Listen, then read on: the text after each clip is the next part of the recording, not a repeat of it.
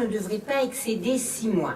La problématique du relogement dans notre département porte souvent ce délai à 1 an et même un peu plus.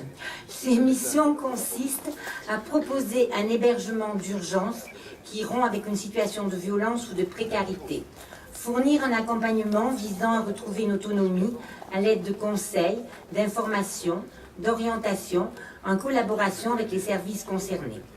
L'équipe sociale est constituée d'une responsable d'insertion, d'une maîtresse de maison, d'une psychologue à la vacation.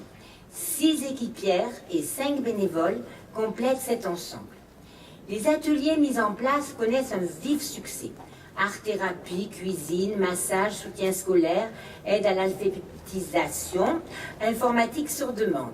Merci à Myriam, Solange, Magali, Christine, Marie-Hélène.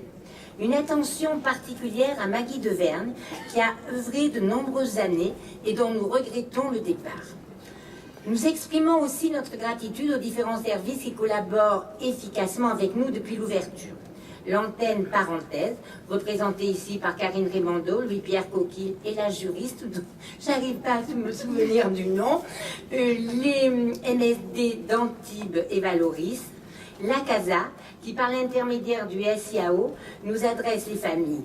Au cours de l'année 2016, nous avons accueilli 10 familles, dont 10 femmes âgées de 25 à 60 ans et 4 enfants âgés de 1 à 11 ans. Ces familles étaient en grande majorité orientées par les services sociaux de la CASA. Ces femmes avaient des ressources qui ne permettaient pas l'accès à un logement dans le parc privé, compte tenu du niveau trop élevé des loyers. Certaines avaient un travail à l'entrée dans notre structure. Un accompagnement a été proposé pour les autres, afin qu'elles repartent avec un emploi. Les durées de séjour pour 2016 étaient de 15 jours à 1 an et demi. 5 familles ont quitté le MA, donc 2 pour un relogement dans le parc social et 1 dans le parc privé. Avant de terminer, nous voulons souligner le partenariat très constructif établi depuis plusieurs années avec la Croix-Rouge, représentée ici par sa présidente, Marika Roman, ainsi que les membres de l'équipe sociale, Dany Roux, Biche, René, Marie-Hélène.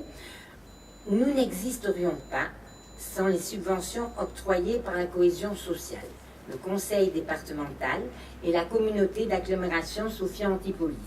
Notre reconnaissance va à tous ces organismes qui sont à l'origine de l'ouverture et du fonctionnement du MA.